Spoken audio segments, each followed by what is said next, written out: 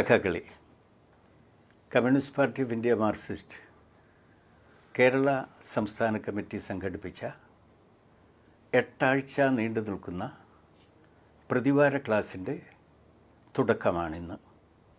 ഈ ക്ലാസ്സിൽ എല്ലാ പാർട്ടി അംഗങ്ങളും അനുഭാവി ഗ്രൂപ്പിലുള്ള അംഗങ്ങളും പങ്കെടുക്കുമെന്നാണ് സംസ്ഥാന കമ്മിറ്റി പ്രതീക്ഷിക്കുന്നത്. ഏതാണ്ട് 6 ലക്ഷത്തിലേറെ പാർട്ടി അംഗങ്ങളും അനുഭാവികളെയും ഞങ്ങൾ പ്രതീക്ഷിക്കുന്നു. ഈ ക്ലാസ്സിൽ പങ്കെടുക്കുന്ന നിങ്ങളെയാകെ ഞാൻ കമ്മ്യൂണിസ്റ്റ് പാർട്ടി ഓഫ് ഇന്ത്യ മാർക്സിസ്റ്റിനു വേണ്ടി അഭിവാദ്യം ചെയ്യുന്നു. ഇന്നത്തെ ക്ലാസ്സിൻ്റെ വിഷയം മാർക്സിസത്തിൻ്റെ കാലിക പ്രസക്തി എന്നതാണ്. കമ്മ്യൂണിസ്റ്റ് പാർട്ടിയുടെ നയസമീപനങ്ങളെയും പ്രവർത്തനങ്ങളെയും നയിക്കുന്നത് മാർക്സിസമാണ്. ആ നിലയിൽ മാർക്സിസം സംബന്ധിച്ച ക്ലാസ്സിന് വമ്പിച്ച പ്രാധാന്യമാണുള്ളത്. അതുമാത്രമല്ല, എല്ലാ പാർട്ടി അംഗങ്ങളും മാർക്സിസം സംബന്ധിച്ചുള്ള തങ്ങളുടെ അറിവ് നിരന്തരം വികസിപ്പിക്കേണ്ടതുണ്ടെന്നും പാർട്ടി ഭരണഘടന എല്ലാ പാർട്ടി അംഗങ്ങളെയും ഓർമ്മിപ്പിക്കുന്നു. രാഷ്ട്രീയ പ്രശ്നങ്ങളും സാമൂഹ്യ പ്രശ്നങ്ങളും മാത്രമല്ല, ജീവിതത്തിൻ്റെ എല്ലാ പ്രശ്നങ്ങളും മാർക്സിസത്തിൻ്റെ സമീപനത്തിൽ അടിസ്ഥാനത്തിൽ കൈകാര്യം ചെയ്യണം. അതിനുള്ള ത്രാണിയുണ്ടാവണം. ഇതാണ് പാർട്ടി പ്രതീക്ഷിക്കുന്നത്. ഈ അടിസ്ഥാനത്തിലാണ് ഇന്നിപ്പോൾ ഈ ക്ലാസ് സംഘടിപ്പിച്ചിട്ടുള്ളത്. അതിവിപുലമായൊരു വിഷയമാണ്. സാമൂഹ്യ ജീവിതവുമായി ബന്ധപ്പെട്ട എല്ലാ കാര്യങ്ങളും മാർക്സിസം കൈകാര്യം ചെയ്യുന്നുണ്ട്. മാർക്സിസത്തിൻ്റെ തനിതായ അഭിപ്രായങ്ങളും ഈ ഓരോ കാര്യങ്ങളും സംബന്ധിച്ചുണ്ട്. അവയെല്ലാം 5, 8, 10 ക്ലാസ്സുകളിലും ഒതുക്കി നിർത്താനാവാത്തതാണ്. ഇതിൽ ചില പ്രധാനപ്പെട്ട വിഷയങ്ങൾ എൻ്റെ സുഹൃത്തുക്കൾ വരുംകാല ദിവസങ്ങളിൽ നിങ്ങളുമായി ചർച്ച ചെയ്യുന്നുണ്ട്. ഞാൻ എൻ്റെ ഇന്നത്തെ ക്ലാസ്സിൽ മാർക്സിസത്തിൻ്റെ ചില പ്രധാനപ്പെട്ട സവിശേഷതകൾ, അതുപോലെ സാമൂഹ്യ വികാസം സംബന്ധിച്ചുള്ള മാർക്സിസത്തിൻ്റെ കാഴ്ചപ്പാട്, ഇവിടെ നിന്നുകൊണ്ട് കാര്യങ്ങളെ വിശദമാക്കാനാണ് ഞാൻ ശ്രമിക്കുന്നത്. മാർക്സിസം എന്നത് വികസിപ്പിക്കുന്ന സാമൂഹ്യശാസ്ത്രമാണ്. അതിൻ്റെ തുടക്കം മാർക്സിൽ നിന്നും എംഗൽസിൽ നിന്നുമാണ്. അവർ രണ്ടുപേരും ജനിച്ചത് ഏതാണ്ട് 200 കൊല്ലങ്ങൾക്ക് മുമ്പാണ്. കാറൽ മാർക്സ് 1818 മെയ് 5 ജനിച്ചു. അദ്ദേഹം 1883 മാർച്ച് 14 മരണപ്പെട്ടു. അതുപോലെ എംഗൽസ് ജനിക്കുന്നത് ഏതാണ്ട് കൃത്യം 200 കൊല്ലങ്ങൾക്ക് മുമ്പാണ്. 1820 നവംബർ 28 അദ്ദേഹം മരിച്ചത് 1895 ആഗസ്റ്റ് 5 ഇവർ ജീവിച്ചിരുന്ന കാലത്ത് ജർമ്മനിയിൽ തത്വശാസ്ത്രം അതിൻ്റെ ഏറ്റവും വലിയ ഉയരത്തിലായിരുന്നു. അതുപോലെ മുതലാളിത്തത്തിൻ്റെ വളർച്ചയുടെ കാലമാണ്. ഇംഗ്ലണ്ടിലാണ് മുതലാളിത്തം ഏറ്റവും കൂടുതൽ വികസിച്ചത്. അതുകൊണ്ട് ധനതത്വശാസ്ത്രം ഏറ്റവും വികസിച്ച നാടും ഇംഗ്ലണ്ടായിരുന്നു. ഒട്ടേറെ വിപ്ലവ സമരങ്ങൾ ഫ്രാൻസിൽ നടന്നിട്ടുണ്ട്. സോഷ്യലിസം സംബന്ധിച്ചുള്ള ഒട്ടേറെ ആശയങ്ങൾ ഫ്രാൻസിൽ ഉണ്ടായിട്ടുണ്ട്. ആ നിലയിൽ വിപ്ലവാശയങ്ങളും സോഷ്യലിസവും ഏറ്റവും വികസിച്ച നാട് ഫ്രാൻസ് ആയിരുന്നു. സാധാരണ മാർക്സിസത്തെപ്പറ്റി സംസാരിക്കുന്ന ആളുകൾ പറയാറുണ്ട്, ഈ 3 വിജ്ഞാനശാഖകൾ, ജർമ്മനിയിലെ ദർശനം, ഇംഗ്ലണ്ടിലെ ധനതത്വശാസ്ത്രം, ഫ്രാൻസിലെ സോഷ്യലിസ്റ്റ് ചിന്ത, ഇതിൻ്റെ ജൈവികമായ സംഘാതവും അതുപോലെ വിപ്ലവപരമായ വികാസവുമാണ് മാർക്സും എംഗൽസും നേടിയത് എന്നതാണ്. യഥാർത്ഥത്തിൽ അന്നുവരെ മനുഷ്യനാർജിച്ച എല്ലാ വിജ്ഞാനത്തെയും ഉപയോഗപ്പെടുത്തിയാണ് മാർക്സും എംഗൽസും മാർക്സിസത്തിന് തുടക്കം കുറിച്ചത്. മാർക്സിസം ഉരുവിടാനുള്ള ഒരു മന്ത്രമല്ല. ഇപ്പോൾ ആത്മീയവാദികൾ ഖുറാനെയും ബൈബിളിനെയും ഭഗവത്ഗീതയും കാണുന്നുണ്ട്. എന്താ അവരുടെ സമീപനം? ശാശ്വത സത്യങ്ങളുടെ സമാഹാരങ്ങളാണ്. ഇനി ഒന്നും കൂട്ടിച്ചേർക്കാനില്ല, ഒന്നും കുറയ്ക്കാനുമില്ല, ഒന്നും തിരുത്താനുമില്ല. ഇതല്ല മാർക്സിസത്തോടുള്ള മാർക്സിസ്റ്റുകളുടെ സമീപനം. മാർക്സിസം പ്രയോഗത്തിനുള്ളതാണ്. പ്രയോഗത്തിലുണ്ടാവുന്ന അനുഭവങ്ങളെ ഉൾപ്പെടുത്തി നിരന്തരം മാർക്സിസം വികസിപ്പിക്കേണ്ടതുണ്ട്. മറ്റെല്ലാ ശാസ്ത്രശാഖകളും അങ്ങനെയല്ലേ വികസിക്കുക?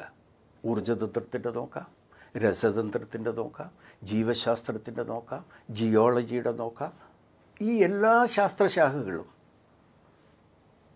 പ്രവർത്തനത്തിലൂടെ ഉണ്ടാവുന്ന അനുഭവങ്ങളുടെ അടിസ്ഥാനത്തിൽ വികസിപ്പിച്ചുകൊണ്ടിരിക്കുകയാണ്. ഇപ്പോൾ ഇലക്ട്രോണിക്സ് എന്ത് വലിയ വേഗത്തിലാണ് വികസിക്കുന്നത്, ഓരോ ദിവസവും വികസിക്കുന്നുണ്ട്. ആ നിലയിൽ പ്രയോഗത്തിലുള്ള അനുഭവങ്ങളെ ഉപയോഗപ്പെടുത്തി മാർക്സിസത്തെ നിരന്തരം മാർക്സിസ്റ്റുകൾ വികസിപ്പിച്ചുകൊണ്ടിരിക്കുകയാണ്. ഇത് കാലഹരണം വന്നു എന്ന് വിമർശകന്മാർ പറയുന്നു, പഴഞ്ചനായി എന്ന് പറയുന്നു. 200 കൊല്ലങ്ങൾക്ക് മുമ്പുള്ള ആശയമാണ്. ഇന്നത്തെ കാലത്തെ കൈകാര്യം ചെയ്യാൻ അതിന് കൽപ്പില്ല. ശാസ്ത്ര സാങ്കേതിക വിദ്യ വലിയ പുരോഗതി കൈവരിച്ചു. വളരെ സങ്കീർണമായിട്ടുണ്ട് ലോക സാഹചര്യങ്ങൾ. 200 കൊല്ലങ്ങൾക്ക് മുമ്പ് എത്തിച്ചേർന്ന ഈ കാഴ്ചപ്പാട് ഇന്നത്തെ പ്രശ്നങ്ങൾ കൈകാര്യം ചെയ്യുന്നതിന് ത്രാണിയില്ലാത്തതാണ് എന്ന് ആക്ഷേപിക്കും. ഒരടിസ്ഥാനവുമില്ലേ. നിരന്തരം വികസിപ്പിച്ചുകൊണ്ടിരിക്കുന്നതാണ് മാർക്സിസം. ഇപ്പോൾ മാർക്സിൻ്റെയും ഏംഗൽസിൻ്റെയും കാലം തന്നെ പരിശോധിക്കാം. 1848 കമ്മ്യൂണിസ്റ്റ് മാനിഫെസ്റ്റോ.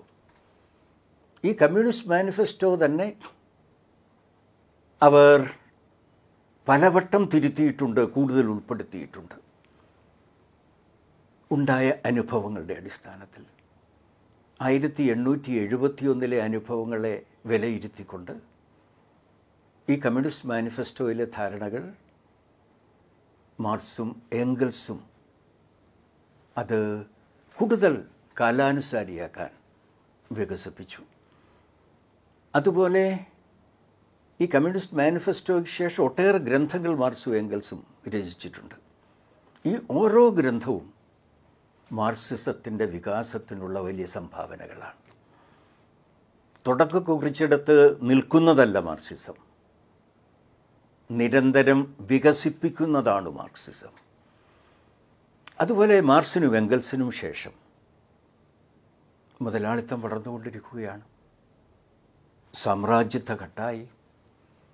ആ സാമ്രാജ്യത്വ ഘട്ടത്തിലെ മാർക്സിസം റഷ്യയിലെ കമ്മ്യൂണിസ്റ്റ് പാർട്ടിയും അതിൻ്റെ മഹാനായ നേതാവ് ലെനിനും മാർക്സിസം വികസിപ്പിച്ചു. അതുകൊണ്ടാണ് മാർക്സിസം ലെനിനിസം എന്ന പേരു തന്നെ സാമ്രാജ്യത്വ ഘട്ടത്തിലെ മാർക്സിസമാണ്. Marxism Leninism. അതുപോലെ ചൈനയിലെ കമ്മ്യൂണിസ്റ്റ് പാർട്ടി അതിൻ്റെ മഹാനായ നേതാവ് മാവോ സേതൂങ് വലിയ സംഭാവന നൽകി മാർക്സിസം വികസിപ്പിക്കുന്നതിൽ. വിയറ്റ്നാമിലെ കമ്മ്യൂണിസ്റ്റ് പാർട്ടിയും ഹോച്ചിമിനും വലിയ സംഭാവന നൽകി. ഈ സമരങ്ങളുടെ എല്ലാം വ്യത്യസ്തമായ ഒരു നിലയിലാണ് ക്യൂബയിൽ സമരം നടന്നത്, വിപ്ലവം നടന്നത്. അവിടെ സോഷ്യലിസം കെട്ടിപ്പടുക്കുന്ന ഒരു പുതിയ അനുഭവമാണ്. അങ്ങനെ ക്യൂബയിലെ കമ്മ്യൂണിസ്റ്റ് പാർട്ടിയും കാസ്ട്രോയും മാർക്സിസം വികസിപ്പിക്കുന്നതിന് വലിയ സംഭാവന നൽകി. ഈ കമ്മ്യൂണിസ്റ്റ് പാർട്ടികൾ മാത്രമല്ല, ലോകത്തിലെ എല്ലാ കമ്മ്യൂണിസ്റ്റ് പാർട്ടികളും ഈ മാർക്സിസത്തെ വികസിപ്പിക്കാൻ സംഭാവന നൽകിക്കൊണ്ടിരിക്കുകയാണ്. അഭിമാനത്തോടെ കമ്മ്യൂണിസ്റ്റ് പാർട്ടി ഓഫ് ഇന്ത്യ മാർക്സിസ്റ്റിന് പറയാൻ കഴിയും, ഈ മാർക്സിസം വികസിപ്പിക്കുന്നതിൽ വലിയ സംഭാവന communist Party of India Marxist നൽകിയിട്ടുണ്ട്. നമുക്കൊക്കെ അറിയാം, ലോകത്താദ്യമായി വിജയകരമായ തൊഴിലാളി വർഗ വിപ്ലവം നടക്കുന്നത് 1917 റഷ്യയിൽ. അന്ന് യൂറോപ്പിലെ രോഗിയായിട്ടാണ് റഷ്യയെ ചിത്രീകരിച്ചിരുന്നത്. തൊഴിലാളി വർഗം ആദ്യമായി അധികാരത്തിൽ വന്നു. എന്തു വലിയ വളർച്ചയാണ് സോവിയറ്റ് യൂണിയനിൽ ഉണ്ടായത്. എല്ലാവർക്കും തൊഴിൽ കൊടുക്കാൻ കഴിഞ്ഞു, ചൂഷണം അവസാനിപ്പിക്കാൻ കഴിഞ്ഞു, എല്ലാ ജനങ്ങൾക്കും സാമൂഹ്യ സുരക്ഷ ഉറപ്പുവരുത്താൻ കഴിഞ്ഞു, വിദ്യാഭ്യാസ രംഗത്ത് വലിയ പുരോഗതി, ശാസ്ത്ര സാങ്കേതിക രംഗത്തെ വലിയ പുരോഗതി, ആരോഗ്യരക്ഷാ രംഗത്തെ വലിയ പുരോഗതി. ഈ നിലയിൽ ലോകത്തിലെ ഏറ്റവും കരുത്തന്മാരായ രാജ്യങ്ങളുടെ നിരയിലേക്ക് എത്താൻ സോവിയറ്റ് യൂണിയന് കഴിഞ്ഞു. അതിൻ്റെ അടിസ്ഥാനത്തിലാണല്ലോ ജർമ്മൻ നാസിസത്തെ പരാജയപ്പെടുത്താൻ കഴിഞ്ഞത്, സാമ്രാജ്യത്വത്തെ ദുർബലപ്പെടുത്താൻ കഴിഞ്ഞത്.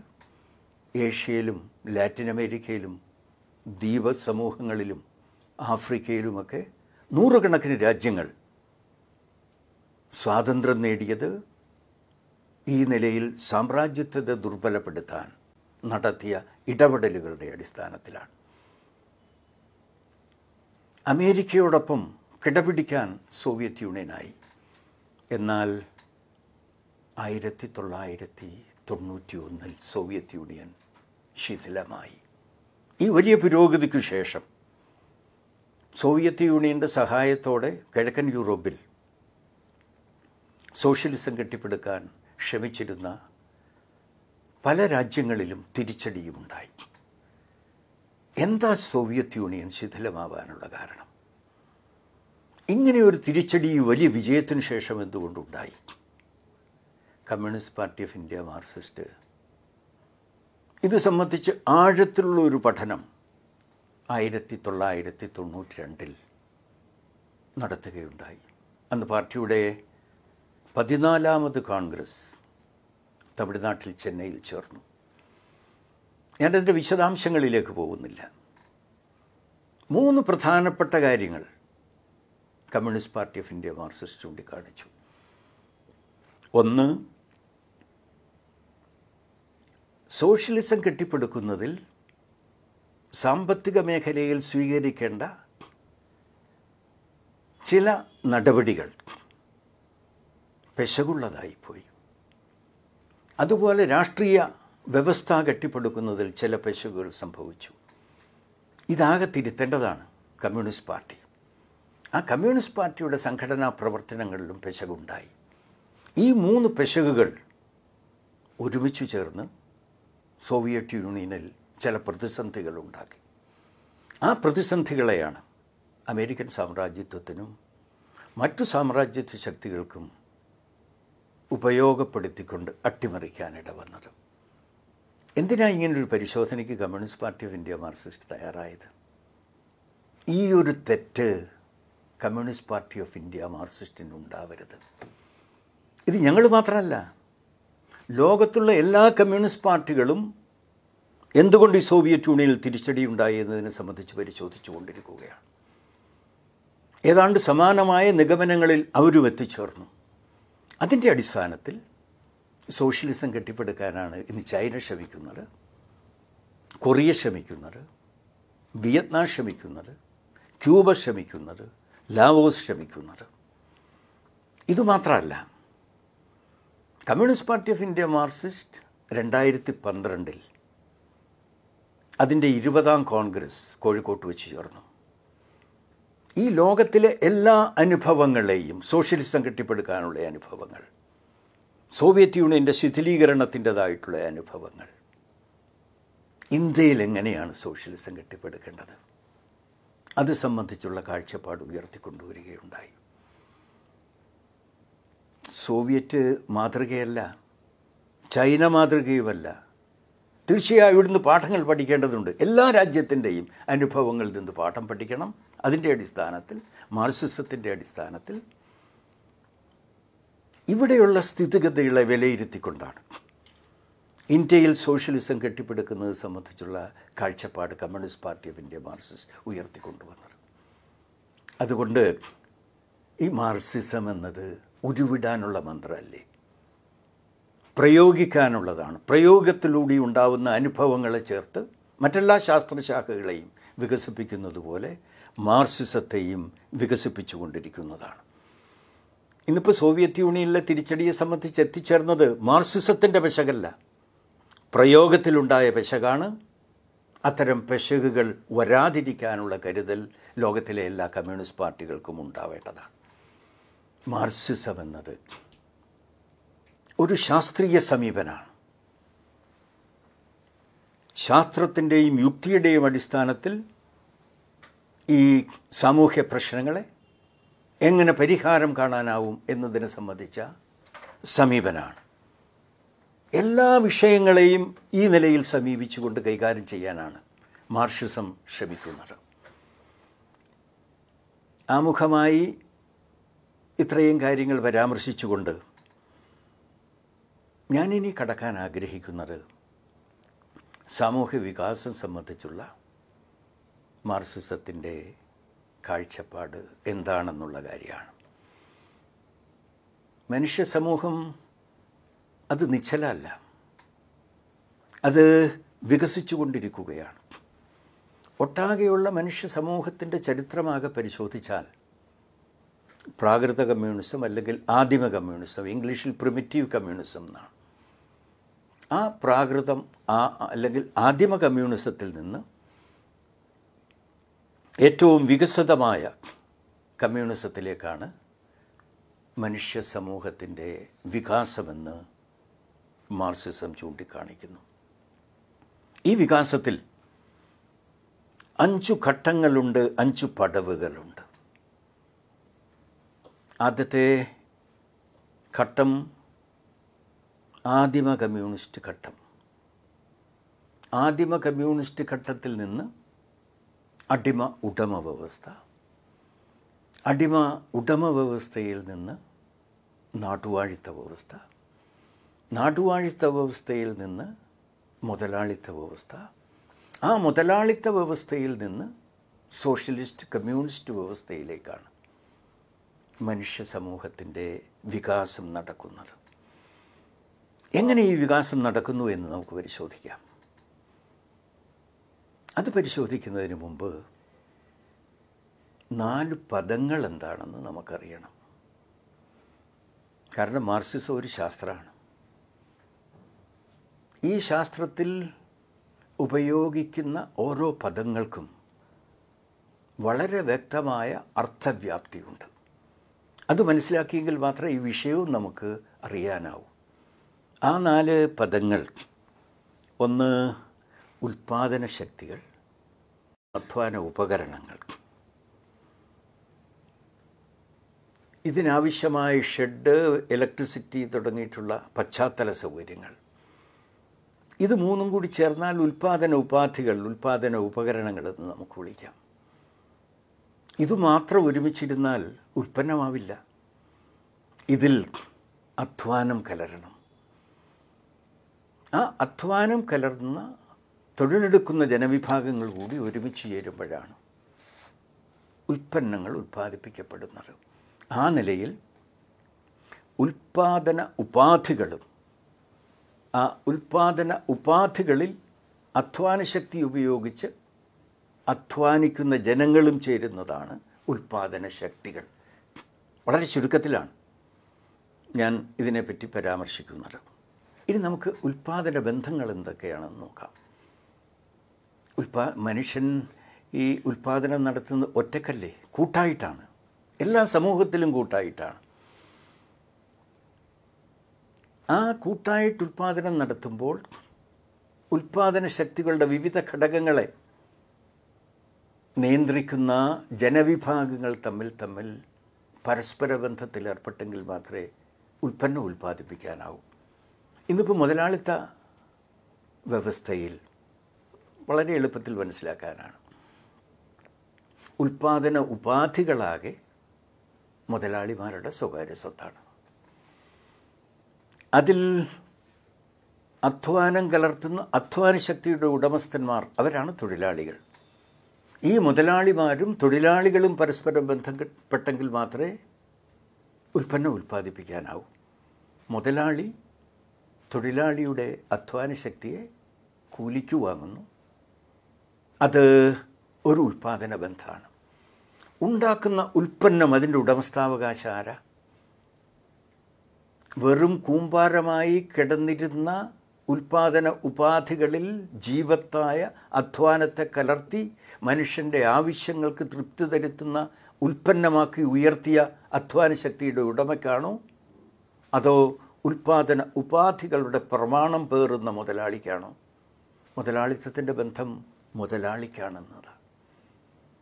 ചുരുക്കത്തിൽ ഈ നിലയിൽ ഉൽപ്പാദന ശക്തികളുടെ വിവിധ ഘടകങ്ങളെ കൈകാര്യം ചെയ്യുന്ന ജനവിഭാഗങ്ങൾ തമ്മിൽ ഏർപ്പെടുന്ന ബന്ധങ്ങളെയാണ് വളരെ ചുരുക്കത്തിൽ ഉൽപ്പാദന ബന്ധങ്ങളെന്ന് വിളിക്കുന്നത്. ഉൽപ്പാദന ശക്തികളും ഉൽപ്പാദന രീതിയും ചേരുന്നതിനെ ഉൽപ്പാദന ശക്തികളും ഉൽപ്പാദന ബന്ധങ്ങളും ചേരുന്നതിനെയാണ് ഉൽപ്പാദന രീതി എന്ന് വിളിക്കുന്നത്.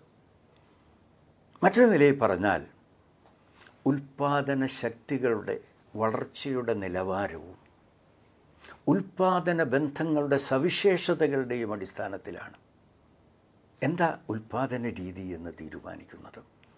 നമ്മൾ 5 ഉൽപ്പാദന രീതികളെ കണ്ടു. ആദിമ കമ്മ്യൂണിസ്റ്റ് വ്യവസ്ഥ, അടിമ ഉടമ വ്യവസ്ഥ, നാടുവാഴിത്തത്തിൻ്റെ വ്യവസ്ഥ, മുതലാളിത്തത്തിൻ്റേത്, സോഷ്യലിസ്റ്റ് കമ്മ്യൂണിസ്റ്റ് വ്യവസ്ഥ. ഉൽപ്പാദന ശക്തികളുടെ വളർച്ചയും ഉൽപ്പാദന ബന്ധങ്ങളുടെ സവിശേഷതകളുടെയും അടിസ്ഥാനത്തിലാണ് ഈ ഓരോന്നിനെയും വേർതിരിക്കുന്നത്. ഇനി നമുക്ക് പരിചയപ്പെടേണ്ടത് എന്താ സാമൂഹ്യ വിപ്ലവം.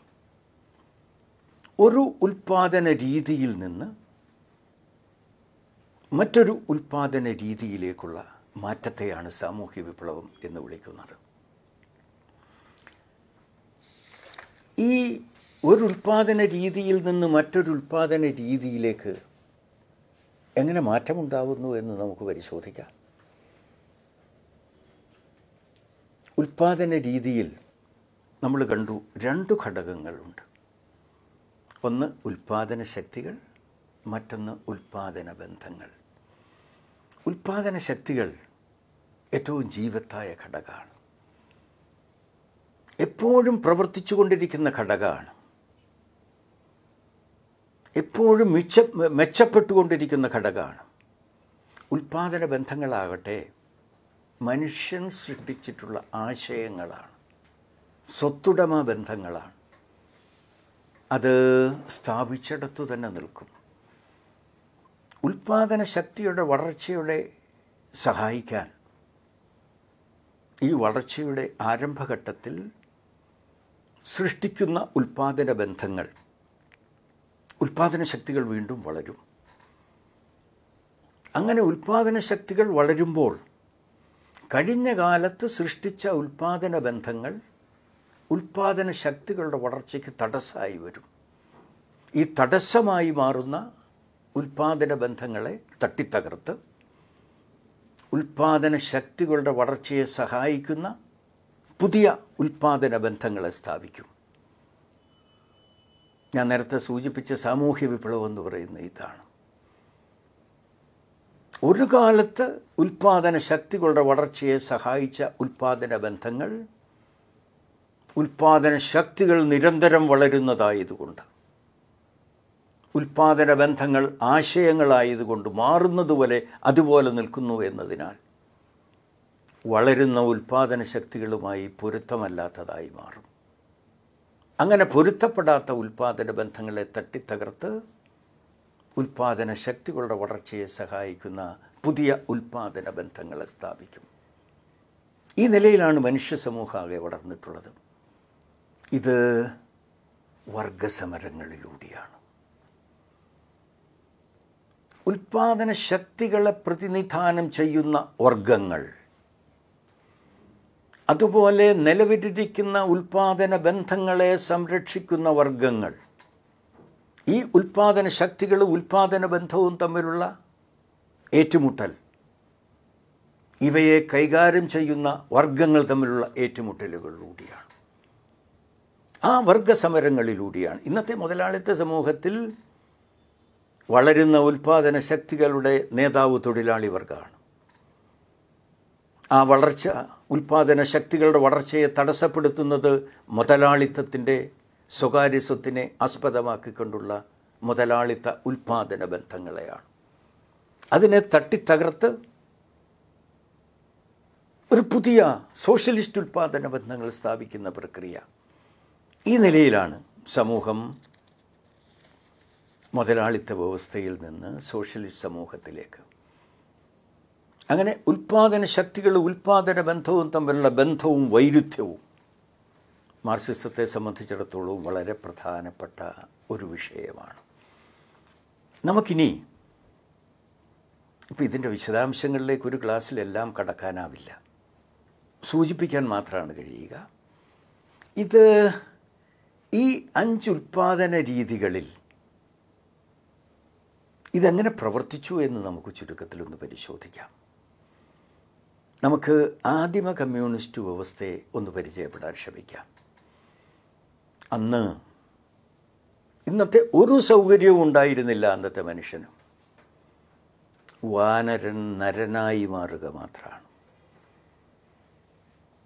ചുറ്റുപാടിൽ അധ്വാനിക്കാൻ തുടങ്ങിയതോടെയാണ് വാനരൻ നരനാവുന്നത്. അത് സംബന്ധിച്ച് ലെനിൻ്റെ വളരെ പ്രസിദ്ധമായ ഒരു ലഘുഗ്രന്ഥമുണ്ട്. വാനരൻ നരനായതിൽ അധ്വാനം വഹിച്ച പങ്ക്. എല്ലാ മാർക്സിസ്റ്റുകളും അത് വായിക്കണം എന്ന് ഞാൻ അഭ്യർത്ഥിക്കുന്നു. ഇന്ന് ഉള്ള ഒരു സൗകര്യവും അന്നുണ്ടായിരുന്നില്ല. കാറുണ്ടായിരുന്നില്ല, ബസ്സുണ്ടായിരുന്നില്ല, തീവണ്ടി ഉണ്ടായിരുന്നില്ല, റോക്കറ്റ് ഉണ്ടായിരുന്നില്ല, വിമാനങ്ങൾ ഉണ്ടായിരുന്നില്ല, മണിമാളികകൾ ഉണ്ടായിരുന്നില്ല, ഫാക്ടറികൾ ഉണ്ടായിരുന്നില്ല, കമ്പ്യൂട്ടർ ഉണ്ടായിരുന്നില്ല, മൊബൈൽ ഫോൺ ഉണ്ടായിരുന്നില്ല, ലാപ്ടോപ്പ് ഉണ്ടായിരുന്നില്ല. മനുഷ്യന് ആവശ്യമുള്ള സാധനങ്ങൾ അവൻ ജീവിക്കാൻ ആവശ്യമായത് ശേഖരിച്ചത് പല്ലും നഖവും കയ്യിൽ കിട്ടിയ കല്ലും കമ്പും എല്ലും കഷണവും ഉപയോഗിച്ച് മൃഗങ്ങളെ വേട്ടയാടിയിട്ടുണ്ട്, മാംസം വാർന്നെടുത്തിട്ടുണ്ട്, കായ്കനികൾ തല്ലിപ്പറിച്ചിട്ടുണ്ട്, കിഴങ്ങ് കുഴിച്ചെടുത്തിട്ടുണ്ട്. ഇങ്ങനെ ജീവിക്കാൻ ആവശ്യമായ കാര്യങ്ങൾ ശേഖരിക്കലാണ് ആദ്യം മനുഷ്യൻ നടത്തിയത്. ആയിരക്കണക്കിന് വർഷങ്ങൾ കഴിഞ്ഞു. ആ ആയിരക്കണക്കിന് വർഷങ്ങളിലൂടെ ഈ പരുക്കൻ കല്ല് മൂർച്ച വരുത്തിയാൽ എളുപ്പമാണ് വന്യമൃഗങ്ങളെ നേരിടാൻ, കുഴിക്കാനും എളുപ്പമാണ്, മാംസം വാർന്നെടുക്കാനും എളുപ്പമാണ്. കല്ലിന് മൂർച്ച വരുത്താൻ, കമ്പിന് മൂർച്ച വരുത്താൻ, എല്ലിന് മൂർച്ച വരുത്താൻ, ഈ നിലയിൽ മനുഷ്യൻ അനുഭവങ്ങളിലൂടെ പഠിക്കുന്നു, മെച്ചപ്പെടുത്തുന്നു. അന്ന് ഈ ഉപകരണങ്ങളെല്ലാം പ്രകൃതിയിൽ സുലഭമാണ്, ആർക്കും കൈവശപ്പെടുത്താം. കൂട്ടായ ഉടമസ്ഥാവകാശമാണ്, കൂട്ടായ ജീവിതമാണ് അന്നുണ്ടായിരുന്നത്. ഒരുമിച്ച് നിന്നെങ്കിലേ വന്യമൃഗങ്ങളെ നേരിടാനാവൂ, പ്രകൃതി ശക്തികളെ നേരിടാനാവൂ. അതുകൊണ്ട് വളരെ കൂട്ടായ ജീവിതമായിരുന്നു ഈ ആദിമ കമ്മ്യൂണിസ്റ്റ് ഘട്ടത്തിൽ ഉണ്ടായിരുന്നത്. അന്ന് 24 മണിക്കൂറും അധ്വാനിച്ചാലും തനിക്കാവശ്യമുള്ള സാധനങ്ങൾ ഈ നിലയിൽ ശേഖരിക്കാൻ മാത്രമാണ് കഴിഞ്ഞത്. കാലം കഴിയുന്നതോടെ വന്യമൃഗങ്ങളെ ഇണക്കാനും അവരെ വളർത്താനും പഠിക്കുന്നുണ്ട്, വളരെ പ്രാഥമികമായ കൃഷിയും പഠിക്കുന്നുണ്ട്. ഇതെല്ലാം ആയാലും ശരി, ജീവൻ നിലനിർത്താൻ ആവശ്യമായ സാധനങ്ങൾ ശേഖരിക്കാൻ മാത്രമാണ് അവർക്കന്ന് കഴിഞ്ഞത്. അതുകൊണ്ട് അന്ന് ആർക്കും ആരെയും ചൂഷണം ചെയ്യാനാവില്ല, സ്വകാര്യ സ്വത്തുമില്ല, എല്ലാവരും തുല്യരുമാണ്, കൂട്ടായ ജീവിതവുമാണ്, കൂട്ടായ ഉൽപ്പാദന ഉപാധികളിലെ ഉടമാവകാശവുമാണ്. ആ നിലയിൽ ഉൽപ്പാദന ശക്തികളുടെ വളർച്ചയുടെ തുടക്കമാണ് ഈ ആദിമ കമ്മ്യൂണിസ്റ്റ് ഘട്ടം എന്ന് പറയുന്നത്. ഈ ഘട്ടത്തിൽ നിന്നാണ് അടിമ ഉടമ വ്യവസ്ഥയിലേക്ക് മനുഷ്യ സമൂഹം കുതിക്കുന്നത്. ഒരു സംശയവുമല്ല, അതൊരു കുതിച്ചു കയറ്റാണ്. അധ്വാനിക്കാനുള്ള ഉപകരണങ്ങൾ മെച്ചപ്പെട്ടു, അതോടൊപ്പം അധ്വാനത്തെ സംബന്ധിച്ചുള്ള പുതിയ പരിശീലനം ജനങ്ങൾക്ക് ലഭിച്ചു. ആ നിലയിൽ ഉൽപ്പാദന ശക്തികൾ വികസിക്കാൻ തുടങ്ങി. കല്ലിൽ നിന്ന്, തടിയിൽ നിന്ന് ലോഹത്തിലേക്കെത്തി. ആദ്യം ഓടാണ്, പിന്നീട് ഇരുമ്പായി, തടിക്കലപ്പ ഇരുമ്പ് കലപ്പയായി, വാള്, മഴുവ്, ഇതെല്ലാം ഉപയോഗിച്ചുകൊണ്ട് കൃഷിയിടങ്ങൾ വിപുലമാവാൻ തുടങ്ങി. വിപുലമായ കന്നുകാലി പറ്റങ്ങളെ അത് വളർത്താൻ മനുഷ്യൻ പഠിക്കുന്നു. തോടുകൾ കീറാൻ പഠിക്കുന്നു, ബണ്ടുകൾ കെട്ടാൻ പഠിക്കുന്നു. പ്രാഥമികമായ ജലസേചനം സംബന്ധിച്ചുള്ള ആയിരക്കണക്കിന് വർഷങ്ങളിലൂടെ, അനുഭവങ്ങളിലൂടെ മനുഷ്യൻ പഠിക്കാൻ തുടങ്ങുന്നു. കാലാവസ്ഥയെ സംബന്ധിച്ച് വളരെ പ്രാഥമികമായ ബോധം, ഇവയെല്ലാം കൃഷിയെ അഭിവൃദ്ധിപ്പെടുത്തിയിട്ടുണ്ട്. ഇവയെല്ലാം കന്നുകാലി വളർത്തലിനെ അഭിവൃദ്ധിപ്പെടുത്തിയിട്ടുണ്ട്. ആ നിലയിൽ ഉൽപ്പാദന ശക്തികൾ വളർന്നു. ഈ വളർച്ചയുടെ ഫലമായി തെല്ലൊരു മിച്ചം ഉൽപ്പാദിപ്പിക്കാനാവുന്നു മനുഷ്യൻ. അതിൻ്റെ ഭാഗമായി സ്വകാര്യ സ്വത്ത് ആരംഭിക്കുന്നു. പഴയ കൂട്ട് ഗോത്രങ്ങൾ കുടുംബങ്ങളായി തിരിയാൻ തുടങ്ങുന്നു. തൊഴിൽ വിഭജനം, കൃഷി ചെയ്യുന്ന ഒരു വിഭാഗം ആളുകൾ, കന്നുകാലികളെ വളർത്തുന്ന മറ്റൊരു വിഭാഗം ആളുകൾ, അതുപോലെ അമ്പും വില്ലും ചൂണ്ടയും മഴുവും വാളും കലപ്പയും ഉൽപ്പാദിപ്പിക്കുന്ന കൈത്തൊഴിലുകാർ. ഈ നിലയിൽ ജോലി വിഭജനമുണ്ടാവുന്നു. ഇവയും ഉൽപ്പാദന ശക്തികളുടെ വളർച്ചയെ വൻതോതിൽ സഹായിക്കുന്നുണ്ട്. അതിനു മുമ്പെല്ലാം നല്ല കൃഷിയിടങ്ങൾക്ക് വേണ്ടിയിട്ടുള്ള ഏറ്റുമുട്ടലുകൾ നടന്നിട്ടുണ്ട്. കന്നുകാലി പറ്റങ്ങളെ പരസ്പരം പിടിച്ചെടുക്കാനുള്ള ഏറ്റുമുട്ടലുകൾ നടന്നിട്ടുണ്ട്. ഇപ്പം മഹാഭാരതം കഥയിൽ കന്നുകാലിപ്പറ്റങ്ങൾക്ക് വേണ്ടി എത്രയോ ഏറ്റുമുട്ടലുകൾ നടന്നതിനെ സംബന്ധിച്ച് പരാമർശനങ്ങളുണ്ട്. അത് പഴയ സമൂഹത്തിൽ നടന്ന ഒരു സാധാരണ സമ്പ്രദായമാണ്. ആദിമകാലത്ത് മിച്ചം ഉൽപ്പാദിപ്പിക്കാൻ കഴിയാതിരുന്ന കാലത്ത് ഒന്നുകിൽ അവരെ യുദ്ധത്തിൽ പരാജയപ്പെട്ടവരെ കൊന്നൊടുക്കും, ചിലപ്പോൾ കൊന്നവരെ തിന്നിട്ടുണ്ടാവാം.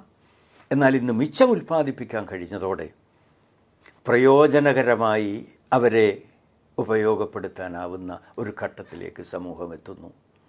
കൃഷിയിടങ്ങളിൽ അവരെ പണിക്ക് വെക്കാം, കന്നുകാലികളെ പോറ്റാൻ അവർ ഉപയോഗിക്കാം, എന്തിന് കൈത്തൊഴിലിനും അവരെ നിയോഗിക്കാനാവും. അങ്ങനെ യുദ്ധത്തിൽ പരാജയപ്പെട്ടവരെയും മറ്റുമൊക്കെ അടിമകളാക്കി അവരുടെ അധ്വാനത്തെ ചൂഷണം ചെയ്യാനുള്ള മനുഷ്യ സമൂഹത്തിലെ ആദ്യത്തെ വർഗവിഭജനമുണ്ടാവുന്നു. യജമാനനും അടിമയും ഉണ്ടാവുന്നു. ഇത് മിച്ചം ഉൽപ്പാദിപ്പിക്കാനുള്ള ഉൽപ്പാദന ശക്തികളുടെ വളർച്ചയാണ് ഇങ്ങനെയൊരു സാഹചര്യത്തിലേക്ക് മനുഷ്യ സമൂഹത്തെ എത്തിച്ചത്. അതിൻ്റെ ഫലമായി യജമാനന്മാർക്ക് കായികാധ്വാനത്തിൽ നിന്ന് കുറച്ച് മിച്ച സമയം കിട്ടുന്നു.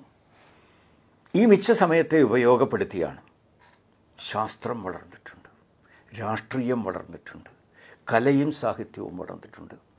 ഇപ്പോൾ ഗ്രീക്ക് സിറ്റി സ്റ്റേറ്റുകളുടെ ചരിത്രമാകെ പരിശോധിച്ചാൽ അന്നത്തെ ജനാധിപത്യം എന്നത് യജമാനന്മാർക്ക് മാത്രമാണ് ജനാധിപത്യം, അടിമകൾക്ക് ജനാധിപത്യം ഉണ്ടായിരുന്നില്ല. ഈ അടിമകളെ പണിയെടുപ്പിച്ച് അതിൻ്റെ ഫലം അനുഭവിച്ച് ഇവർക്ക് മിച്ച സമയം കിട്ടി. ആ മിച്ച സമയത്തെ ഉപയോഗിച്ച് ഇങ്ങനെ വളർന്നു. ഈ അടിമ ഉടമ വ്യവസ്ഥ ഞാൻ നേരത്തെ സൂചിപ്പിച്ചതുപോലെ മനുഷ്യ സമൂഹത്തിൻ്റെ ചരിത്രത്തിൽ ആദ്യമായിട്ടാണ് വർഗവിഭജനം ഉണ്ടാവുന്നത്, വർഗസമരം ഉണ്ടാവുന്നത്, അതുമാത്രമല്ല, വർഗാധിപത്യത്തിൻ്റെ ഉപകരണമെന്ന തരത്തിൽ ഭരണകൂടം ആവിർഭവിക്കുന്നത്. തീർച്ചയായും ഈ വിഷയം തുടർന്നുള്ള പല ക്ലാസ്സുകളിലും അതിവിശദമായി പരാമർശിക്കപ്പെടുന്നുണ്ട്. ഞാനിത് പരിചയപ്പെടുത്താൻ മാത്രം സൂചിപ്പിക്കുന്നു എന്നത്.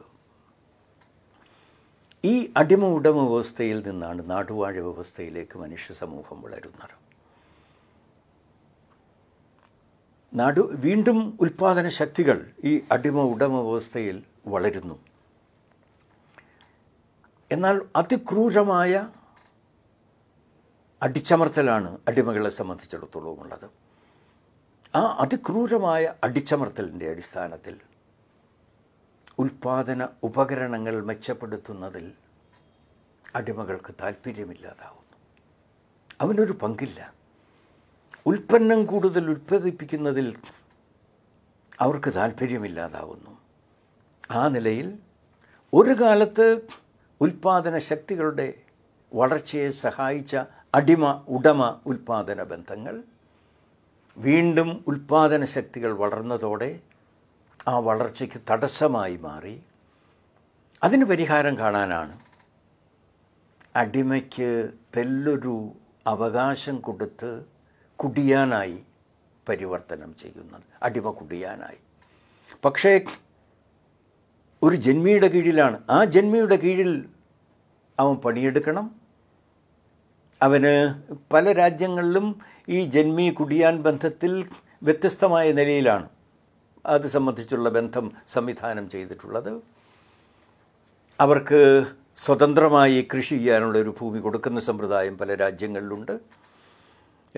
കൃഷി ചെയ്യുന്നതിൻ്റെ ഒരു പങ്ക് കൊടുക്കുന്ന സമ്പ്രദായം മറ്റ് ചില രാജ്യങ്ങളിലുണ്ട്. ഏതായാലും ഒരു ജന്മിയുടെ കീഴിൽ മാത്രം പണിയെടുക്കാൻ കുടിയാൻ നിർബന്ധിതനാണ്. ആ നിലയിൽ ഉൽപ്പാദന ഉപകരണങ്ങൾ വീണ്ടും മെച്ചപ്പെടാൻ തുടങ്ങി. ഉൽപ്പാദനം വീണ്ടും മെച്ചപ്പെടാൻ തുടങ്ങി. ഉൽപ്പാദന ശക്തികൾ വീണ്ടും ശക്തിപ്പെടാൻ തുടങ്ങി. ഇതിൻ്റെ ഫലമായി തൊഴിൽ വിഭജനം വീണ്ടും ശക്തമായി. കൃഷി ചെയ്യുന്നവർ, ഉപകരണങ്ങൾ നിർമ്മിക്കുന്ന ആളുകൾ, കൈമാറ്റം ചെയ്യപ്പെടുന്ന ആളുകൾ, ശേഖരിച്ചു വെക്കുന്ന ആളുകൾ, പട്ടണങ്ങൾ വിപുലമാവാൻ തുടങ്ങി. സഞ്ചാരം വിപുലമാവാൻ തുടങ്ങി.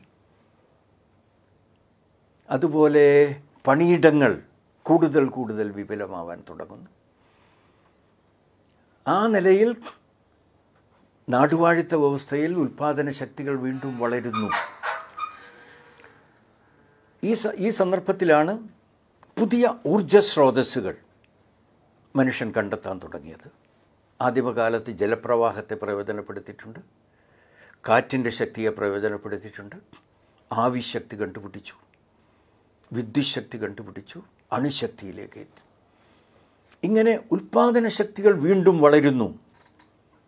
ഈ ഉൽപ്പാദന ശക്തികളുടെ വളർച്ചയ്ക്ക് ജന്മികുടിയാൻ ബന്ധം സഹായകമാവുന്നില്ല. ഇപ്പോൾ വലിയ ഫാക്ടറികൾ വേണം. ആ വലിയ ഫാക്ടറികളിൽ പണിയെടുക്കാൻ ആൾ വേണം. ജന്മി കുടിയാൻ ബന്ധത്തിൻ്റെ അടിസ്ഥാനത്തിൽ കുടിയാൻ ജന്മിയുമായി കെട്ടുപിണഞ്ഞാണ് കിടക്കുന്നത്. വലിയ ഫാക്ടറികൾക്ക് ധനം ആവശ്യമാണ്. വലിയ ഫാക്ടറികളിൽ അധ്വാനിക്കാനുള്ള വസ്തുക്കൾ, അസംസ്കൃത വിഭവങ്ങൾ ആവശ്യമാണ്. അതുമാത്രമല്ല, ഈ ഫാക്ടറികൾ ഉൽപ്പാദിപ്പിക്കുന്ന ഉൽപ്പന്നങ്ങൾ വാങ്ങാൻ ജനങ്ങളുടെ കയ്യിൽ ധനം ആവശ്യമാണ്. അതുകൊണ്ട് ജന്മി കുടിയാൻ ബന്ധം ഉടച്ചു വാർക്കാതെ ഉൽപ്പാദന ശക്തികളുടെ വളർച്ച ഉണ്ടാവില്ല. ഉടച്ചു വാർക്കാൻ വളർന്ന മുതലാളി സമൂഹം നാടുവാഴിത്ത സമൂഹത്തിൽ നാടുവാഴി പ്രഭുക്കന്മാരുമായും ഏറ്റുമുട്ടുന്നു. ആ നിലയിൽ ഈ ജന്മി കുടിയാൻ ബന്ധത്തെ തകർത്ത് അധ്വാന ശക്തി വിൽക്കാൻ സ്വാതന്ത്ര്യമുള്ള തൊഴിലാളിയാക്കി കുടിയാനെ പരിവർത്തനം ചെയ്യുകയാണ്. ഭൂമിയിൽ കെട്ടുപിണഞ്ഞ ധനത്തെ മോചിപ്പിച്ചെടുക്കലാണ്. അതുപോലെ അസംസ്കൃത പദാർത്ഥങ്ങളെ കൂടുതൽ ഉൽപ്പാദിപ്പിക്കലാണ്. കാർഷിക രംഗത്ത് വലിയ പുരോഗതി കൊണ്ട് വാങ്ങാനുള്ള ശേഷി ജനങ്ങൾക്ക് പകർന്നു കൊടുക്കലാണ്. ഈ നിലയിൽ നാടുവാഴിത്ത വ്യവസ്ഥ തട്ടിത്തകർത്തുകൊണ്ട് മുതലാളിത്ത വ്യവസ്ഥ ഈ മുതലാളിത്ത വ്യവസ്ഥയിൽ വമ്പിച്ച പുരോഗതിയാണ് ഉൽപ്പാദന ശക്തികളുടെ ഭാഗത്തുണ്ടാവുന്നത്, വലിയ പുരോഗതി. അതിനെപ്പറ്റി മാർക്സും എംഗൽസും കമ്മ്യൂണിസ്റ്റ് മാനിഫെസ്റ്റോയിൽ പരാമർശിച്ച ഒരു ഭാഗം നിങ്ങളുടെ ശ്രദ്ധയിൽപ്പെടുത്താൻ ഞാൻ ആഗ്രഹിക്കുന്നു. അവർ പറഞ്ഞത് അന്നേ വരെ മനുഷ്യനാർജിച്ച പുരോഗതി, ആ പുരോഗതിയുടെ പല ഇരട്ടി 100 വർഷക്കാലത്തിനിടയിൽ മുതലാളിത്തത്തിന് നേടാൻ കഴിഞ്ഞു എന്നതാണ്. ഞാൻ വായിക്കാം ആ ഭാഗം, കമ്മ്യൂണിസ്റ്റ് മാനിഫെസ്റ്റോയിൽ നിന്നാണ്. കഷ്ടിച്ച് 1 നൂറ്റാണ്ടുകാലത്തെ വാഴ്ചയ്ക്കിടയിൽ ബൂർഷ്വാസി സൃഷ്ടിച്ചിട്ടുള്ള ഉൽപ്പാദന ശക്തികൾ കഴിഞ്ഞുപോയ എല്ലാ തലമുറകളും ചേർന്ന് സൃഷ്ടിച്ചുള്ളതിനേക്കാൾ എത്രയോ വമ്പിച്ചതാണ്, ഭീമമാണ്. പ്രകൃതിയുടെ ശക്തികളെ മനുഷ്യന് കീഴ്പ്പെടുത്തൽ, യന്ത്രസാമഗ്രികൾ, വ്യവസായത്തിലും കൃഷിയിലും രസതന്ത്രത്തിൻ്റെ ഉപയോഗം, ആവിക്കപ്പലും തീവണ്ടിയും കമ്പിത്തപാലും, ഭൂഖണ്ഡങ്ങളെയാകെ കൃഷിക്കു വേണ്ടി വെട്ടിത്തെളിക്കൽ, നദികളെ ചാലുകീറി ഉപയോഗയോഗ്യമാക്കൽ, ഇന്ദ്രജാല പ്രയോഗത്താൽ എന്ന പോലെ വലിയ ജനവിഭാഗങ്ങളെ മണ്ണിനടിയിൽ നിന്ന് ഉണർത്തിക്കൊണ്ടുവരൽ. സാമൂഹ്യ അധ്വാനത്തിൻ്റെ മടിത്തട്ടിൽ ഇത്തരം ഉൽപ്പാദന ശക്തികൾ ഉറങ്ങിക്കിടക്കുന്നുണ്ടെന്ന് മുമ്പ് ഏതൊരു നൂറ്റാണ്ടാണ് സ്വപ്നം കാണുക പോലും ചെയ്തിട്ടുള്ളത് എന്നതാണ്. ആ നിലയിൽ വമ്പിച്ച പുരോഗതിയാണ് മുതലാളിത്തത്തിൻ്റെ ഘട്ടത്തിൽ ഉണ്ടായത്, ഉൽപ്പാദന ശക്തികളുടെ പുരോഗതി. എന്നാൽ മുതലാളിത്ത ഉൽപ്പാദന ബന്ധങ്ങൾ ഈ ഉൽപ്പാദന ശക്തികളുടെ വളർച്ചയ്ക്ക് ഇന്ന് തടസ്സമായി വരുന്നു. സാമൂഹ്യമായ ഉൽപ്പാദനമാണ്, പക്ഷേ ഉൽപ്പാദന ഉപകരണങ്ങളുടെ സ്വകാര്യ സ്വത്തുടമാവകാശം. ജനങ്ങളുടെ ആവശ്യത്തിനനുസരിച്ച് ഉൽപ്പന്നങ്ങൾ ഉൽപ്പാദിപ്പിക്കുന്നില്ല, മുതലാളിയുടെ ലാഭത്തിനനുസരിച്ചാണ്. ഈ ഉൽപ്പാദന ശക്തികളുടെ വളർച്ചയുടെ അടിസ്ഥാനത്തിൽ എല്ലാ മനുഷ്യരുടെയും എല്ലാ ആവശ്യങ്ങൾക്കും തൃപ്തി തരത്തക്ക തരത്തിൽ സമൃദ്ധിയുടെ കൂമ്പാരങ്ങൾ ഉൽപ്പാദിപ്പിക്കാൻ കഴിയത്തക്കവണ്ണം ഉൽപ്പാദന ശക്തികൾ കരുത്താർജിച്ചിരിക്കുകയാണ്. ആ നിലയിൽ കെട്ടഴിച്ചുവിടാൻ ഈ സ്വകാര്യ സ്വത്തവകാശം എന്ന മുതലാളിത്ത ഉൽപ്പാദന ബന്ധങ്ങൾ തടസ്സമാണ്. അതുകൊണ്ടാണ് മാർക്സിസം പറയുന്നത് ഇതിനെ തട്ടിത്തകർത്ത് ഉൽപ്പാദനാക സാമൂഹ്യമാണ്, ഉടമാവകാശം, ഇത് സ്വായത്തമാക്കലും സാമൂഹ്യമാവേണ്ടത് ആവശ്യമാണ്. ആ നിലയിൽ ഈ ഉൽപ്പാദന ബന്ധങ്ങളെ മുതലാളിത്ത ഉൽപ്പാദന ബന്ധങ്ങൾക്ക് പകരം സോഷ്യലിസ്റ്റ് ഉൽപ്പാദന ബന്ധങ്ങളെ സ്ഥാപിക്കാൻ കഴിഞ്ഞാൽ വലിയ പുരോഗതി ഉൽപ്പാദന ശക്തികളെ സംബന്ധിച്ചിടത്തോളം ഉണ്ടാവും. ഇവിടെ ഒരു കാര്യം കൂടി പരാമർശിക്കേണ്ടതുണ്ട്. ഇപ്പോൾ സോഷ്യലിസമെന്നും കമ്മ്യൂണിസമെന്നും പറയും. എന്താ ഇത് രണ്ടും? 2 ഘട്ടമാണ്, വികാസത്തിൻ്റെ 2 ഘട്ടമാണ്. ഒറ്റവാചകത്തിൽ സോഷ്യലിസ്റ്റ് ഘട്ടത്തെ നിർവചിക്കുന്നത് ഓരോരുത്തരും അവരവരുടെ കഴിവിനനുസരിച്ച് അധ്വാനിക്കുക, അധ്വാനത്തിൻ്റെ തോതനുസരിച്ച് പ്രതിഫലം നൽകുന്ന വ്യവസ്ഥയാണ് സോഷ്യലിസം. ചൂഷണമില്ലാത്ത വ്യവസ്ഥ, എല്ലാവർക്കും പണി നൽകുന്ന വ്യവസ്ഥ. അങ്ങനെ പണിയെടുക്കുന്നവർക്കെല്ലാം ജീവിക്കാൻ ആവശ്യമായ സാഹചര്യമൊരുക്കുന്ന വ്യവസ്ഥയാണ്. കമ്മ്യൂണിസ്റ്റ് വ്യവസ്ഥയോ അതിൽ നിന്ന് ഉയർന്നതാണ്. ഉൽപ്പാദന ശക്തികൾ വീണ്ടും വളർന്ന ഒരു ഘട്ടത്തിലെ വ്യവസ്ഥയാണ്. ഓരോരുത്തരും അവരവർക്ക് കഴിവനുസരിച്ച് അധ്വാനിക്കുക, ആവശ്യത്തിനനുസരിച്ച് ഉൽപ്പന്നങ്ങൾ ഉപഭോഗം ചെയ്യുന്ന വ്യവസ്ഥ എന്ന് പറഞ്ഞാൽ എല്ലാ മനുഷ്യരുടെയും എല്ലാ ആവശ്യങ്ങളും നിറവേറ്റത്തക്ക വിധം ഉൽപ്പാദന ശക്തികൾ കരുത്താർജിച്ച കാലമാണ് കമ്മ്യൂണിസ്റ്റ് കാലം. എല്ലാ ആവശ്യങ്ങളും നിറവേറപ്പെടുന്ന കാലമാണ്. ആ നിലയിൽ ചൂഷകനും ചൂഷിതനുമില്ല, എല്ലാവരും തുല്യരാണ്. തുല്യ അവസരമാണ് എല്ലാവരെ സംബന്ധിച്ചിടത്തോളം ഉള്ളത്. മാർക്സിസം പറയുന്നത് ഉൽപ്പാദന ശക്തികൾ ജീവൻ നിലനിർത്താൻ മാത്രം വളർന്ന ആദിമ കമ്മ്യൂണിസ്റ്റ് ഘട്ടത്തിൽ നിന്ന് എല്ലാ മനുഷ്യരുടെയും എല്ലാ ആവശ്യങ്ങൾക്കും പൂർണ്ണമായി പരിഹാരം കാണത്തക്ക തരത്തിൽ ഉൽപ്പാദന ശക്തികൾ ഏറ്റവും വികസിച്ച ഘട്ടമാണ് കമ്മ്യൂണിസ്റ്റ് ഘട്ടം. മനുഷ്യൻ്റെ പ്രയാണം ഈ ആദിമഘട്ടത്തിൽ നിന്ന് കമ്മ്യൂണിസ്റ്റ് ഘട്ടത്തിലേക്കാണ്.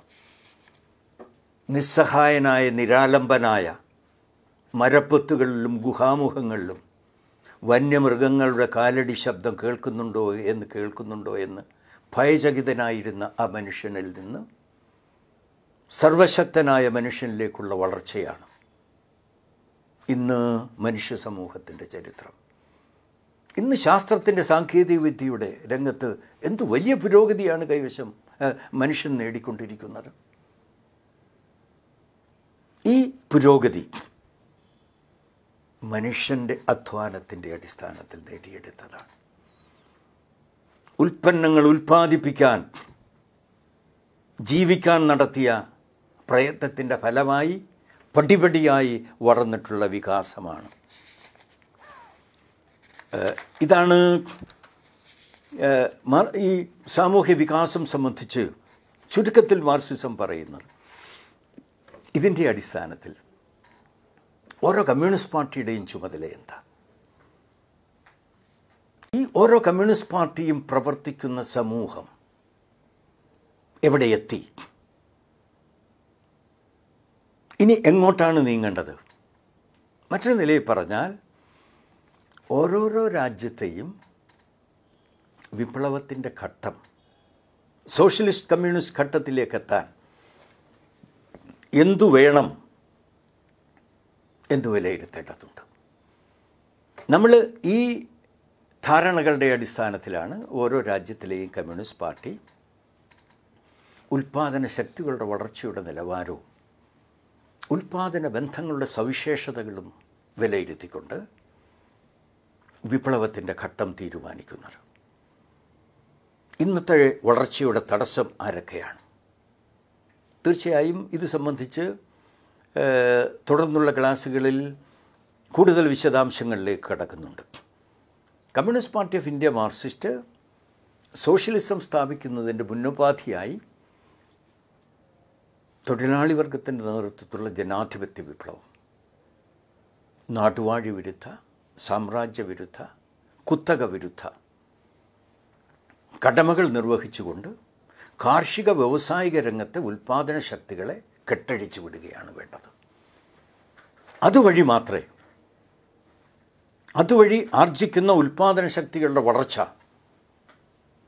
അത് നേടിക്കൊണ്ട് മാത്രമേ സോഷ്യലിസ്റ്റ് ഘട്ടത്തിലേക്ക് ഓരോരുത്തരും കഴിവനുസരിച്ച് അധ്വാനിക്കുക, അധ്വാനത്തിനനുസരിച്ച് പ്രതിഫലം ലഭിക്കുക എന്ന സോഷ്യലിസ്റ്റ് ഘട്ടത്തിലേക്കും പിന്നീടുള്ള കമ്മ്യൂണിസ്റ്റ് ഘട്ടത്തിലേക്കും ഇന്ത്യൻ സമൂഹത്തിന് എത്താനാവൂ. ഇത് മാർക്സിസം വളരെ പ്രധാനമാണ്. ഓരോ രാജ്യത്തെയും വിപ്ലവത്തിൻ്റെ സ്വഭാവം തീരുമാനിക്കുക എന്ന് പറയുന്നത് വളരെ വളരെ പ്രധാനപ്പെട്ട ഒരു വിഷയമാണ്. ഇനി മറ്റൊരു കാര്യം നിങ്ങളുടെ ശ്രദ്ധയിൽ വളരെ ചുരുക്കത്തിൽ പറയാനുള്ളത്, ഉൽപ്പാദന ബന്ധങ്ങളുടെ കൂട്ടത്തിൽപ്പെടുത്താൻ കഴിയാത്ത ഒട്ടേറെ ബന്ധങ്ങൾ ഇന്ന് സമൂഹത്തിലുണ്ട്. രാഷ്ട്രീയ ബന്ധങ്ങളുണ്ട്, മതപരമായ ആശയങ്ങളുണ്ട്, കുടുംബ ബന്ധങ്ങളുണ്ട്, കലയും സംസ്കാരവുമുണ്ട്. ഇവയെല്ലാമായി ബന്ധപ്പെട്ട ഒട്ടനവധി സ്ഥാപനങ്ങളുണ്ട്. ആശയവാദികളുടെ അഭിപ്രായം ഇതിനൊന്നിനും ഉൽപ്പാദന ബന്ധങ്ങളുമായി യാതൊരു ബന്ധവുമില്ല. ഇവയെല്ലാം സ്വതന്ത്രങ്ങളാണ്. മനുഷ്യൻ്റെ ആശയങ്ങളനുസരിച്ച് ഉയർന്നു വന്നിട്ടുള്ളതാണ്. ഈ മനുഷ്യൻ്റെ ആശയങ്ങൾക്ക് മനുഷ്യൻ്റെ സാമൂഹ്യബോധത്തിന് ജീവിതവുമായി യാതൊരു ബന്ധവുമില്ല. അത് ഭാവനയിൽ ഇങ്ങനെ പറന്നു നടന്ന് എത്തിച്ചേരുന്നതാണ് എന്നൊക്കെയാണ് ആശയവാദികളും കേവലവാദികളുമൊക്കെ അഭിപ്രായപ്പെടുന്നത്. ഇതിനോട് മാർക്സിസം പൂർണ്ണമായി വിയോജിക്കുന്നു. ഏത് സാമൂഹ്യ സാമ്പത്തിക ഘടനയ്ക്കും ഒരു സാമ്പത്തികമായ അടിത്തറയും സാമ്പത്തികേതരമായ ഒരു മേൽപ്പരയുമുണ്ടെന്ന് മാർക്സിസം വ്യക്തമാക്കുന്നു. ഇപ്പോൾ അടിത്തറ ഉൽപ്പാദന ശക്തികളും ഉൽപ്പാദന ബന്ധവും ചേരുന്ന ഒരു സാമ്പത്തികമായ അടിത്തറ. ഈ സാമ്പത്തികമായ അടിത്തറയിലാണ് ആശയങ്ങൾ, ചിന്താഗതികൾ, സാഹിത്യം, കല, രാഷ്ട്രീയാശയങ്ങൾ, നിയമം, ഭരണകൂടം എന്നിവയെല്ലാം ഉയർന്നു വരുന്നത്. അടിത്തറ മാറുമ്പോൾ മേൽപ്പുരയും മാറും. എന്നാൽ ഈ മേൽപ്പുര അടിത്തറയെ സംരക്ഷിക്കുന്ന ജോലി ചെയ്യാറുണ്ട്. ഒരിക്കൽ മേൽപ്പുര ഉണ്ടായിക്കഴിഞ്ഞാൽ ആ മേൽപ്പുരയ്ക്ക് ഒരു താൽക്കാലികമായ ഒരു സ്വതന്ത്ര പദവിയുണ്ട്. ആ സ്വതന്ത്ര പദവിയെ ഉപയോഗപ്പെടുത്തിക്കൊണ്ടാണ് അടിത്തറയെ സംരക്ഷിക്കുന്നു. അതുമാത്രമല്ല, അടിത്തറയിൽ സംഘട്ടനം നടക്കുന്നു എന്ന് നമ്മൾ കഴിഞ്ഞ കാലത്തെ നമ്മുടെ പരിശോധനയിൽ നമുക്ക് കാണാം. അടിത്തറയിൽ ഉൽപ്പാദന ശക്തികളും ഉൽപ്പാദന ബന്ധങ്ങളുമുണ്ട്. ആ ഉൽപ്പാദന ശക്തികളും ഉൽപ്പാദന ബന്ധങ്ങളും വളർച്ചയുടെ ഒരു ഘട്ടത്തിൽ ഏറ്റുമുട്ടും. ആ ഏറ്റുമുട്ടലുകൾ ഈ മേൽപ്പുരയിൽ പ്രതിഫലിക്കാറുണ്ട്. ആ നിലയിൽ സാമൂഹ്യ വളർച്ചയെ ത്വരിതപ്പെടുത്താൻ മേൽപ്പുരയ്ക്ക് വളരെ പ്രധാനപ്പെട്ട ഒരു പങ്ക് വഹിക്കാൻ കഴിയും. ഒന്ന്, യാഥാസ്ഥികമായ പങ്കുണ്ട്. അതുപോലെ തന്നെ പുരോഗമനപരമായ പങ്കുണ്ട്. ആ പുരോഗമനപരമായ പങ്കിനെ ശക്തിപ്പെടുത്താനാണ് മാർക്സിസം എല്ലാ കാലത്തും പരിശ്രമിച്ചു കൊണ്ടിരിക്കുന്നത്. ഉൽപ്പാദന ശക്തികളുടെ വളർച്ചയിൽ ഉൽപ്പാദന ബന്ധങ്ങൾ തടസ്സമാകുമ്പോൾ പുതിയ ആശയങ്ങൾ മേൽപ്പുരയിൽ ഉയർന്നു വരും. ഈ പുതിയ സാമൂഹ്യ ആശയങ്ങൾ, പുതിയ രാഷ്ട്രീയം, പുതിയ രാഷ്ട്രീയ സ്ഥാപനങ്ങൾ ഉയർന്നു വരും. അത് ശക്തിപ്പെടുത്തിക്കൊണ്ടുവരിക എന്നത് ഉൽപ്പാദന ശക്തികളുടെ വളർച്ചയെ സഹായിക്കുന്ന പുതിയ ഉൽപ്പാദന ബന്ധങ്ങൾ അടിത്തറയിൽ മാറ്റം വരുത്താൻ സഹായിക്കുന്ന നടപടിയാണ്. വളരെ ചുരുക്കത്തിലാണ് ഞാൻ ഈ കാര്യങ്ങളെ സംബന്ധിച്ചിടത്തോളം പരാമർശിക്കാൻ ശ്രമിച്ചത്. ഈ കാലഘട്ടത്തിലെ വളരുന്ന ഉൽപ്പാദന ശക്തികളുടെ നേതാവ് തൊഴിലാളി വർഗമാണ്. ഈ തൊഴിലാളി വർഗമാണ് പുതിയ ഉൽപ്പാദന ബന്ധങ്ങളെ സ്ഥാപിക്കാനുള്ള സമരത്തിൻ്റെ നായകൻ. അതുകൊണ്ടാണ് കമ്മ്യൂണിസ്റ്റ് പാർട്ടി തൊഴിലാളി വർഗത്തിൻ്റെ രാഷ്ട്രീയ പാർട്ടി എന്ന സ്വഭാവം ലഭിക്കുന്നത്. കമ്മ്യൂണിസ്റ്റ് പാർട്ടിയുടെ ശ്രമം ഈ മാർക്സിസത്തിൻ്റെ ആയുധമണിഞ്ഞ് സാമൂഹ്യ വികാസത്തിൻ്റെ വേഗത വർദ്ധിപ്പിക്കാനാണ്. ഇപ്പോൾ ശാസ്ത്രജ്ഞന്മാരെന്താ ചെയ്യുക? പ്രകൃതിയിലെ വ്യത്യസ്ത വസ്തുക്കൾ, പ്രതിഭാസങ്ങൾ, ഇവ തമ്മിലുള്ള പരസ്പര ബന്ധങ്ങളെ സംബന്ധിച്ചിടത്തോളം പഠിച്ച് അതിനെ ഉപയോഗപ്പെടുത്തിക്കൊണ്ടാണ് ഓരോ ശാസ്ത്രശാഖയും വികസിപ്പിച്ചത്. മാർക്സിസം സാമൂഹ്യ വികാസത്തിൻ്റെ നിയമങ്ങൾ എന്താണെന്നാണ് നമ്മളെ പഠിപ്പിക്കുന്നത്. ആ നിയമം അറിയാൻ കഴിഞ്ഞാൽ ഈ സാമൂഹ്യ വികാസത്തിൻ്റെ വേഗതയെ വർദ്ധിപ്പിക്കാൻ കഴിയും. ആ നിലയിൽ കമ്മ്യൂണിസ്റ്റുകാർ നിർവഹിക്കുന്ന കർത്തവ്യം എന്നത് ഈ സാമൂഹ്യ വികാസം, സോഷ്യലിസ്റ്റ് കമ്മ്യൂണിസ്റ്റ് ഘട്ടത്തിലേക്കുള്ള സാമൂഹ്യ വികാസത്തിൻ്റെ വേഗതയെ വർദ്ധിപ്പിക്കുന്ന ശാസ്ത്രജ്ഞന്മാരാണ് കമ്മ്യൂണിസ്റ്റുകൾ. അതുപോലെ അതിനുവേണ്ടി പരിശ്രമിക്കുന്ന പടയാളികൾ കൂടിയാണ്. എല്ലാവരുടെയും എല്ലാ ആവശ്യങ്ങളും നിറവേറപ്പെടുന്ന സമൃദ്ധിയുടെ കൂമ്പാരങ്ങൾ നിർമ്മിക്കുന്ന കമ്മ്യൂണിസ്റ്റ് സമൂഹം സൃഷ്ടിക്കുകയാണ് കമ്മ്യൂണിസ്റ്റുകളെ സംബന്ധിച്ചിടത്തോളം ലക്ഷ്യം.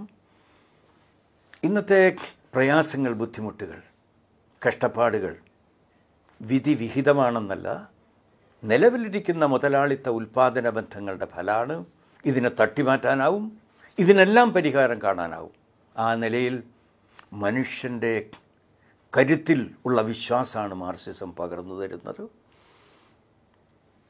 ആ ആത്മവിശ്വാസമാണ് ഇതിനെല്ലാം പരിഹാരം കാണാനാവുന്നതാണ്, ഈ വളർച്ചയിലെത്താൻ കഴിയുന്നതാണ്, എല്ലാ പ്രയാസങ്ങൾക്കും പരിഹാരം കാണാനാവും എന്ന ആത്മവിശ്വാസമാണ് മാർക്സിസം പകർന്നു തരുന്നത്.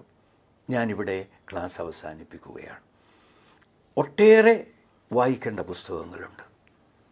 അവ സംബന്ധിച്ചും ചില സൂചനകൾ ഞാൻ നിങ്ങളോട് പറയാം. ഒന്നാമതായി വായിക്കേണ്ടത് കമ്മ്യൂണിസ്റ്റ് മാനിഫെസ്റ്റോയാണ്. കമ്മ്യൂണിസ്റ്റ് മാനിഫെസ്റ്റോയും അതിലെ മുഖവുരകളും വളരെ പ്രധാനമാണ്. അതുപോലെ ഒട്ടനവധി കൃതികളുണ്ട് മാർക്സിൻ്റെയും എംഗൽസിൻ്റെയും. കിട്ടുന്നിടത്തോളം കൃതികൾ വാങ്ങാനും പഠിക്കാനും ചർച്ച ചെയ്യാനും തയ്യാറാവണം. ഒരു തവണ വായിച്ചതുകൊണ്ടാവില്ലേ.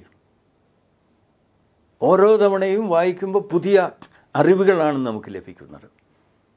ആ നിലയിൽ മാർക്സിൻ്റെയും എംഗൽസിൻ്റെയും പരമാവധി പുസ്തകങ്ങൾ വാങ്ങാനും വായിക്കാനും. 2, അവരുടെ ഒന്ന് വാനരിൽ നിന്ന് നരനിലേക്കുള്ള പരിവർത്തനത്തിൽ അധ്വാനത്തിൻ്റെ പങ്ക് എന്ന എംഗൽസിൻ്റെ ലഘു ലേഖനം എന്നും പറയാം, ലഘു ഗ്രന്ഥം എന്നും പറയാം. അതുപോലെ ദുറിങ്ങിനെതിരെ എംഗൽസിൻ്റെ പുസ്തകമാണ്. അതുപോലെ EMS ഒട്ടനവധി പുസ്തകങ്ങൾ എഴുതിയിട്ടുണ്ട്. ഒരു പാഠപുസ്തകമാക്കി ചിന്ത പബ്ലിഷ് ചെയ്തിട്ടുണ്ട്. EMS മാർക്സിസം ഒരു പാഠപുസ്തകം. അതുപോലെ കമ്മ്യൂണിസ്റ്റ് പാർട്ടി ഓഫ് ഇന്ത്യ മാർക്സിസ്റ്റിൻ്റെ പരിപാടി, 14ാം പാർട്ടി കോൺഗ്രസ് അംഗീകരിച്ച ചില പ്രത്യയശാസ്ത്ര പ്രശ്നങ്ങൾ, 20ാം പാർട്ടി കോൺഗ്രസ് അംഗീകരിച്ച പ്രത്യയശാസ്ത്ര രേഖ, ഒട്ടനവധി കിട്ടുന്ന പുസ്തകങ്ങളാകും വായിക്കാനും ചർച്ച ചെയ്യാനും തയ്യാറായി എങ്കിൽ മാത്രമേ ഈ ധാരണകൾ, മാർക്സിസം സംബന്ധിച്ചുള്ള ധാരണകൾ നമുക്ക് ശക്തിപ്പെടുത്താൻ കഴിയൂ. ഞാൻ ഈ ക്ലാസ്സിൽ നടത്തിയത് വളരെ ചുരുക്കത്തിൽ ചില കാര്യങ്ങൾ നിങ്ങളുമായി പങ്കുവെക്കാനാണ്. വിശദാംശങ്ങളിലേക്ക് കടക്കാൻ അവസരം ലഭിച്ചിട്ടില്ല. ശ്രദ്ധയോടെ ഈ ക്ലാസ് കേട്ടിരുന്ന നിങ്ങൾക്കെല്ലാം വീണ്ടും അഭിവാദനങ്ങൾ അർപ്പിച്ചുകൊണ്ട് ഈ ക്ലാസ് ഇവിടെ അവസാനിപ്പിക്കുന്നു.